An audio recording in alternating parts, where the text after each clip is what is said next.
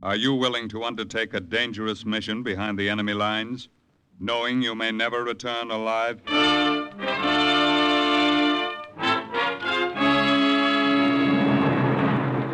What you have just heard is the question asked during the war to agents of the OSS. Ordinary citizens who to this question answered, yes. This is Cloak and Dagger.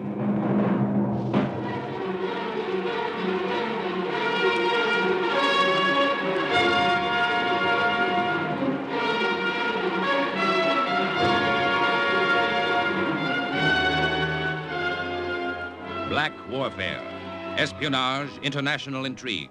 These are the weapons of the OSS. Today's adventure, Direct Line to Bombers, the story of an American OSS agent who, during the height of the war, directed from the streets of Berlin an American attack, is suggested by actual incidents recorded in the Washington files of the Office of Strategic Services. A story that can now be told.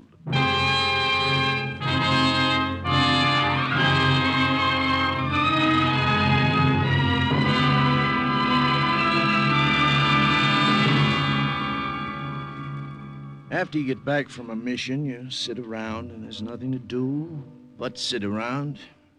So that's what I did. I sat in a room in Milton Hall in England where OSS agents are trained. I thought about the restaurant on 6th Avenue I wanted to open after the war. I was never so bored in my life. Yeah. Hey, Nicky, the Colonel wants to see you. Very important. Okay, pal. Tell my pal, the Colonel, I'll be there and win the war for him.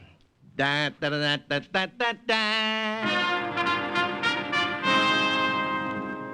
And that was how it all began, November 1944.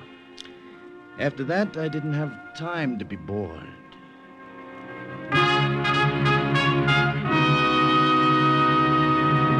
I know you've just come back from a mission in France, Lieutenant, so it's strictly up to you if you want to go out again immediately. Oh, now listen, pal.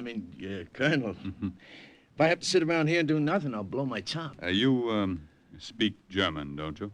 Well enough to know that Hitler speaks a lousy German, full of grammatical errors. If I see him, I'll tell him. You may be closer to him than you think. Corporal? Yes, Colonel. Send in Professor Warburg.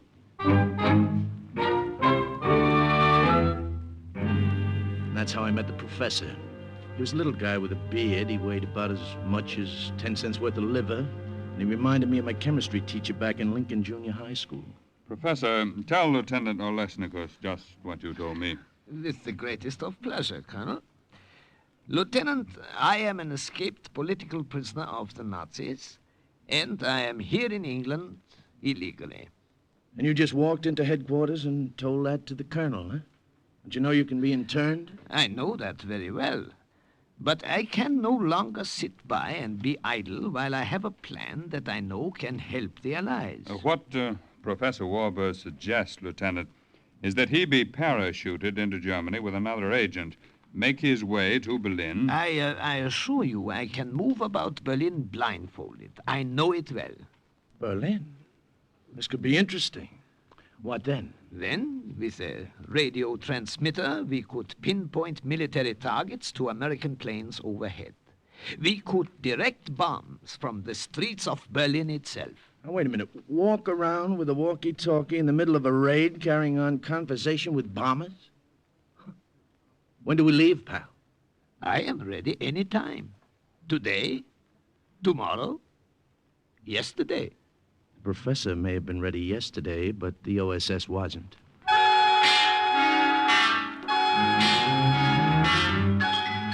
First, we were briefed for weeks how to get food coupons in Berlin, how to buy a railroad ticket, how to post a letter, how to greet a German officer in the street. Little things, an American cigarette, an English match, a laundry mark could give us away. And there were big things, too. We were grilled for hours on cover stories. Forgeries became documents. Fiction became fact.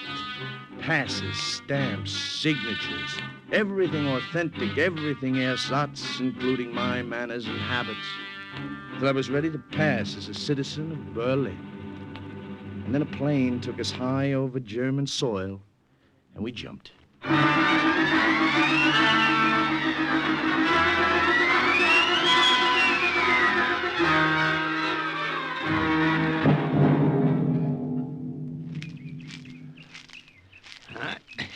made it, Nicky. Yeah? It's only a few kilometers to Berlin. We can walk it, make it before daylight. We should find the farmer who owns this field and say Dankeschön for providing us with so ideal a landing place. Yeah, we'll send him a letter sometime. Right now, let's get out of here. You will wait where you are.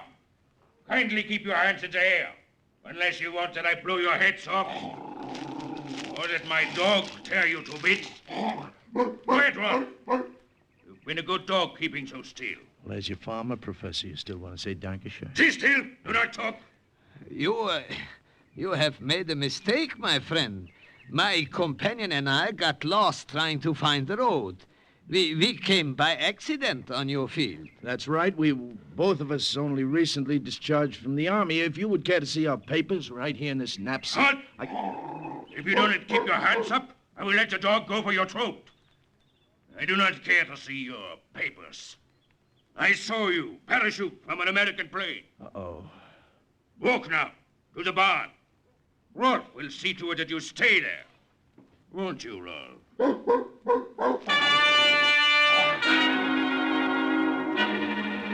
The German farmer left us in the barn, and he didn't have to lock the door.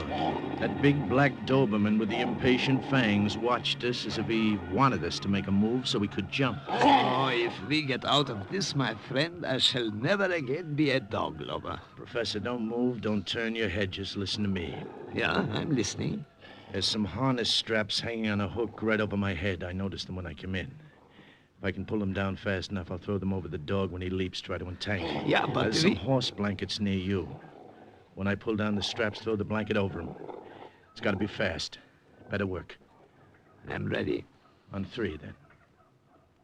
1. Nice, boy. Nice. Big, ugly mutt. 2. 3. The harness caught on the nail as I tried to pull it down, and the dog leaped at my neck. And then the nail came off, too, and the straps fell across the dog's snout. The professor flung the blankets over the dog's head. I have him, Nicky, but I can't hold him. The shovel. Where's that shovel I saw? Hurry, I can't hold him. Now, I hit him again and again. And then suddenly the only sound in the barn was the dull thud of the shovel. The dog didn't move or make a sound. He never would again. We had better get out now. Yeah, let's go.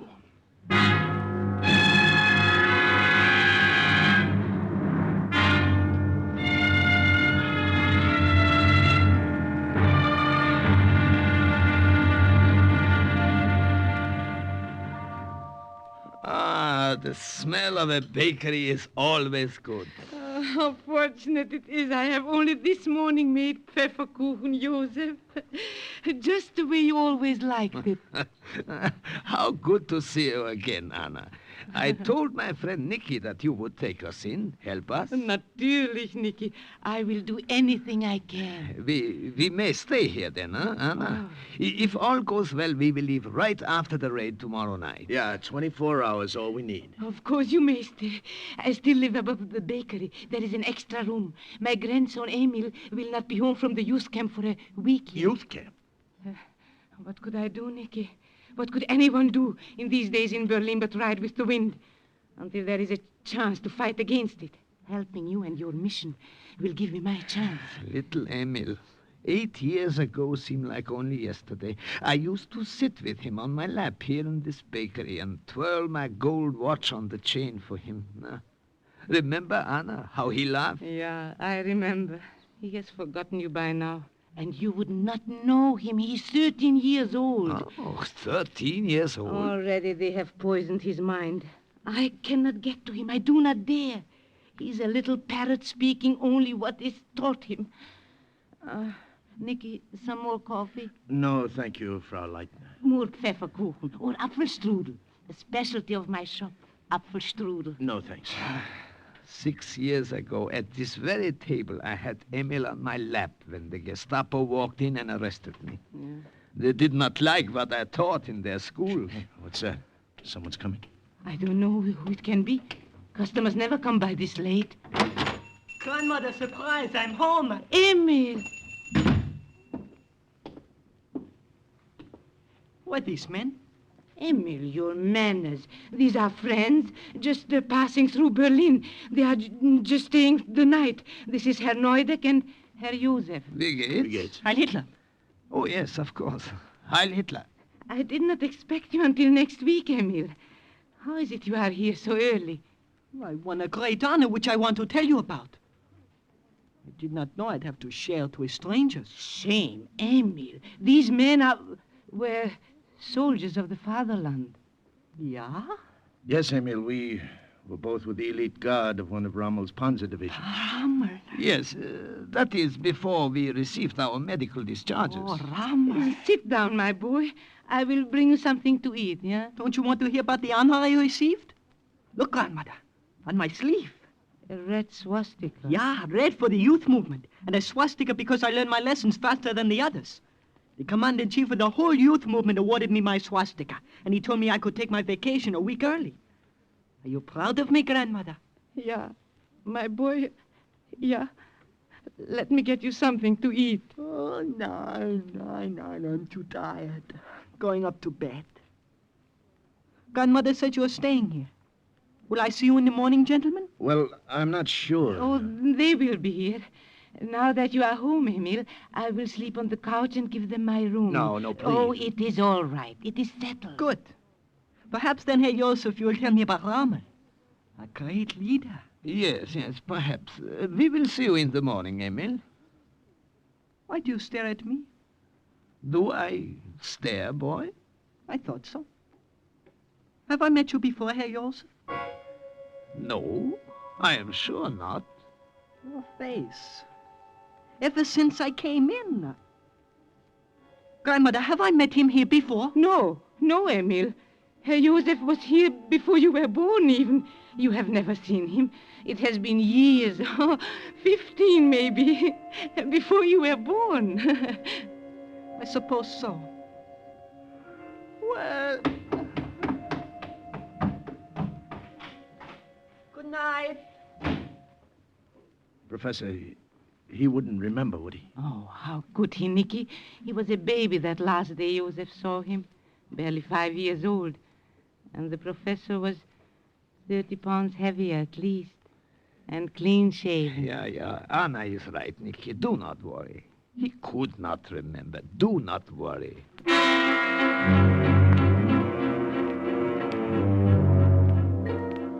But I couldn't help worrying. I lay awake half the night thinking about that kid in the room next door. The 13-year-old puppet with the new red swastika. It was just a feeling I had, a funny kind of feeling at the pit of my stomach that made me wish they'd kept him in that youth camp until after we were gone.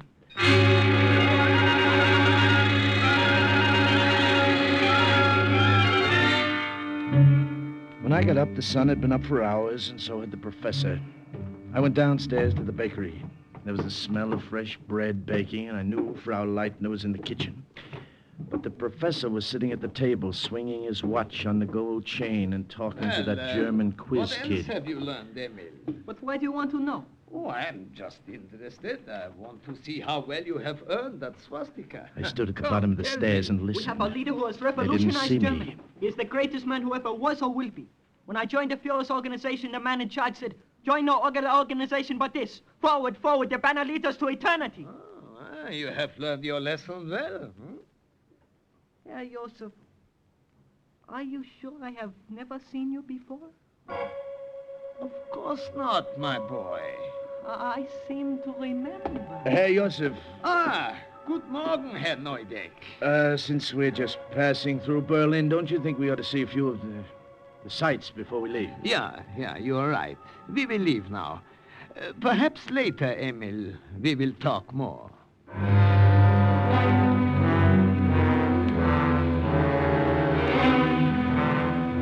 The raid was scheduled for that night, and the professor and I had a lot of work to do. We made arrangements to meet about 4:30 that afternoon at a tavern on Wilhelmstrasse. We went separate ways. I did a lot of walking, and I made a lot of notes in my head. The Klingenberg power plant was still functioning. The Ostkreuz junction of the city railroad had been repaired. There was an ammunition dump on the north side that our bombers couldn't see from the air. It was a nice day, A lot of Germans were walking the streets, and I made a lot of notes in my head.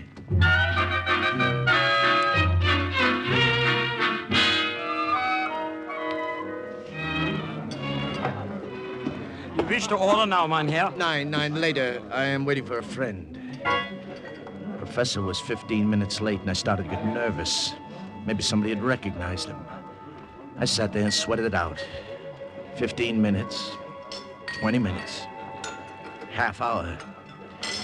And then he finally came. But he wasn't alone. Herr Neudeck, this is Hauptmann Müller. Hi. We met only this afternoon, and I invited him to come and have dinner with us. It was not quite that way, Herr Neudeck. It was I who insisted upon coming along. Gewiss, sit down. You were with one of Rommel's panzer divisions, I understand. Yes, we were only recently discharged from the army. Myself, I am just back.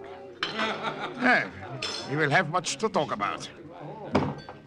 Where is that stupid waiter? They're never around when you need them. He will be here presently. Presently is not soon enough. I will go to see him myself. I'll be right back. Where did you pick him up? He found me, my friend.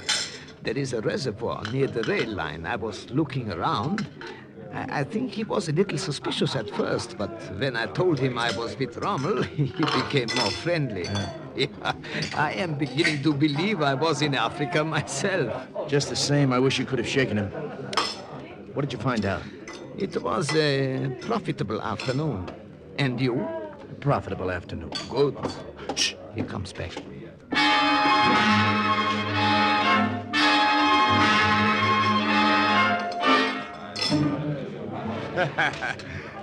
Yes. At first, it seems strange to me that Herr Joseph here should show so much interest in the reservoir. Well, I was merely taking a stroll, getting reacquainted with Berlin. Then I watched you. I saw you walk down towards the rail line. That was when I stopped you and began to talk. We are both glad you did, Herr Hauptmann. Give us this opportunity to get acquainted. Yeah. Hope we shall see more of you while we're in the capital. Perhaps, Herr Neudeck. Perhaps you shall see a great deal of me. I think I shall call the waiter and order some brandy. Oh, but I see you have not yet finished your meal, Herr Neudeck. You're still eating. It's very good. Our diet at the hospital was not so varied. No doubt. Everything I ate stuck in my throat. I know one of Wouldn't the go nurses. down. I knew that German officer was watching me as he talked. Watching me strangely, and I didn't know why. I knew that something was wrong, and I didn't know what. The professor felt it too. Her name is Gertrude, this little Fräulein I tell you about. And she has friends. Oh, some very pretty friends. You would like to meet them, perhaps? Yes, we would like to very much, Herr Hauptmann. How you would have enjoyed them. We might have had great fun together. All of us. Unfortunately, you may be otherwise engaged with the Gestapo. What did you say, Herr Hauptmann? I have been watching you all through dinner, Herr Neudeck. You are an American. Do not move, either of you. I have my hand on my gun. Well, surely you're joking. No European eats the way you do. To change the fork from the left hand to the right after the knife is used. At first, it escaped me. I just knew something bothered me. Then I realized what it was. It did it There it several times. was. The little thing that could put a rope around my Only neck. Americans hold the fork sideways in the right hand. In my nervousness, I'd I was forgotten a suspicious from little the first. thing like that European manner of The eating. Gestapo will be very pleased. The sharp knife I'd been eating with was still in my Very hand. pleased. Almost as if it Both moved by now get itself, up. it Very disappeared quiet. under the table Keep your and hands in halfway the into air. the German officer. Good work, Mickey. Good. I was stupid to get myself into that jam in the first place. We're not out of this yet. Waiter! Ja, mein Herr. Check, please. Our friend has had a little too much to drink. We will take him home. Ja, right away.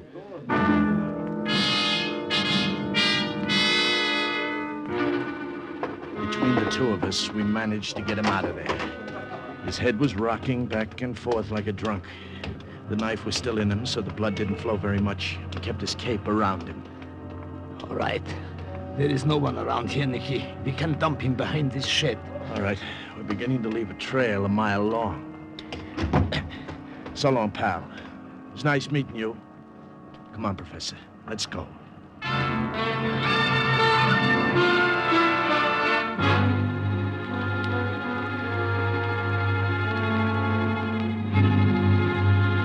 When we got back to the bakery, there was more trouble waiting for us. Trouble 61 inches high, weighing about 110 pounds, wearing a new red swastika on his arm. It is no mistake.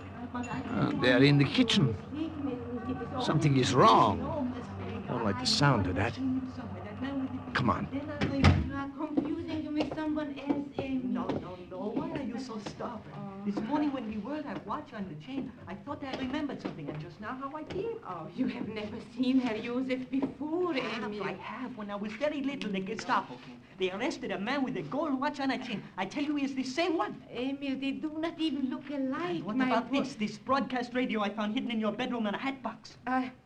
It's called a walkie-talkie, Emil. What? Give it back to me. Nicky, Josef. Come back. You see, we've wasted time. I should have gone to the authorities right away. They have tricked you, grandmother. He knows, Anna. I am afraid so. I've been holding him here, hoping you would return. What did you say? You knew, grandmother, didn't you? They didn't trick you at all. Traitor. You're a traitor, too. Amy, Get away from me. I listen hate to you. I me. hate you. Nicky, Get him. away. He's trying to run. I got him. Let me go. I report you to the Gestapo. They kill you. They have you shot. I'm not going to report anyone. What'll I do with him? Upstairs, his bedroom. Lock him there until after you have gone. Right. Let go of me. Get your hands off me. I hate you. all. Let me go.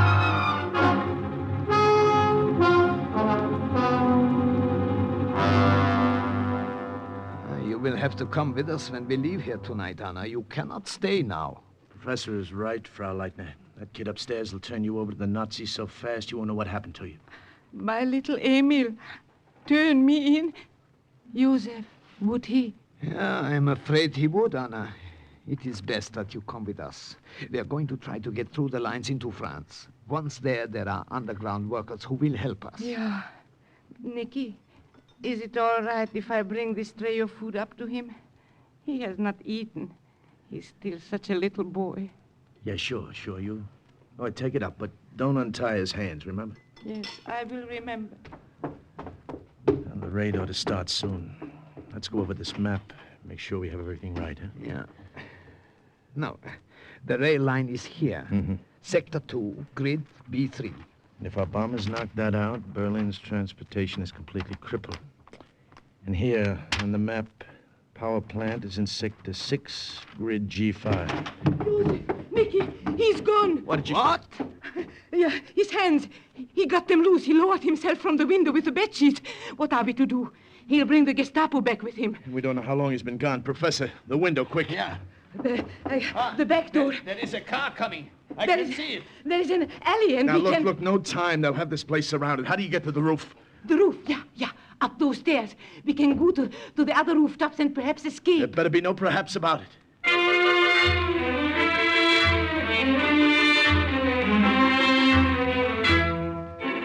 We went up to the attic stairs and onto the roof. You could see the Germans from there. 4 of them in black shirts spilled out of an armored car. 2 of them broke in through the front door. 2 of them started around to the rear. And then we heard Amy. There they are up there. On the roof. Emil, my boy, don't... Anna! Nicky, she's dead. Well, it won't do her any good if we stay here. Come on, across the parapet. Air raid. Oh, that's music to my ears. At least it'll keep them from getting more help right now. Stay where you are! Surrender now and it will go easier with you! Come and get us, pal. One of them did try to come and get us, and he got it first. Right between the eyes. He swayed for a few seconds back and forth, and then he fell off the roof onto the street. That's one of them, Nicky. There are only 2 left. 2? What happened to the third? Nicky, behind you! 4th Nazi had come up the other way, through somebody else's attic and onto the roof behind. Get your hands up! And now there are just 2 left, Professor. Hey, Professor, what is it? My leg. I can't move it. I can't go any further, Nicky.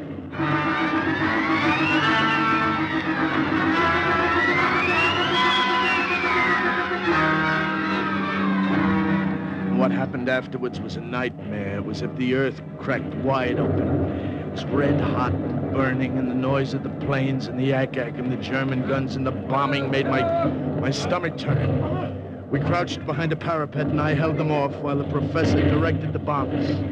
Attention! Attention, bombers! The Klingenberg power plant is still functioning and supplies electric power to vital industries. Bomb Sector 6, Grid G5. The Ostkreuz junction of the city railroad has been repaired. Knock it out, and all traffic in Berlin will be stopped. Sector 2, Grid B3.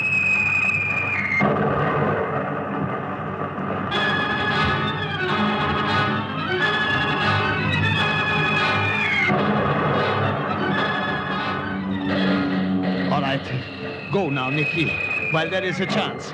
I can hold them off long enough for you to get away. I can't leave you here. No, they won't take me. Don't worry. Now look, I'll carry you. We'll make it. Come on.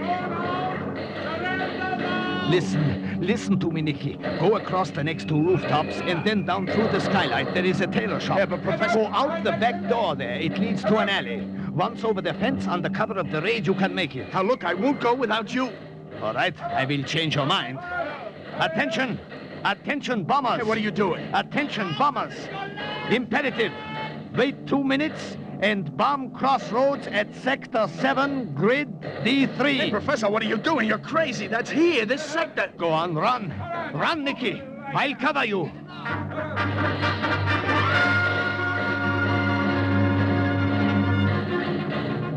I ran. I stumbled and fell and got up and ran again. When I got down in the alley through the tailor shop, I kept on running. And then the bomb fell and the concussion rocked the ground and I went flat on my face.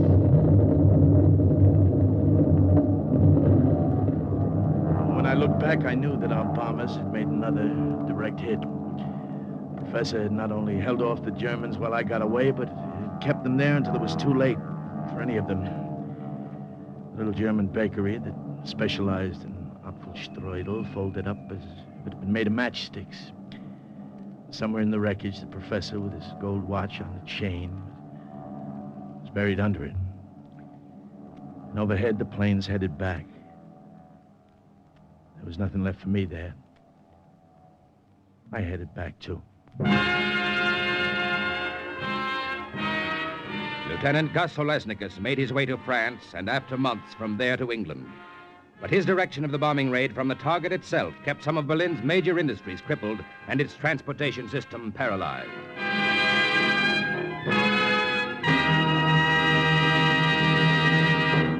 And once again, the report of an OSS agent closes with the words, Mission accomplished. Listen next week when we again present Cloak and Dagger.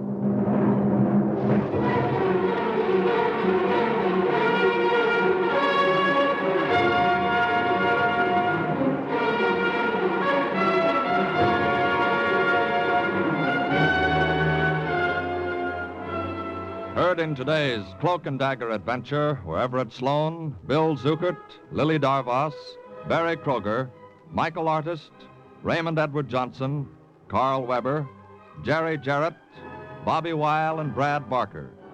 Script was written by Winifred Wolfe and Jack Gordon. Music was under the direction of John Gart.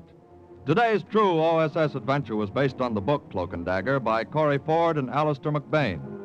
This has been a Louis G. Cowan production in association with Alfred Hollander, and was under the direction and supervision of Sherman Marks. NBC offers 3 of radio's top mystery adventure shows, The Big Guy, Sam Spade, and The Saint. So if mysteries are your meat, listen in tonight. Next, hear High Adventure, then The Big Guy on NBC.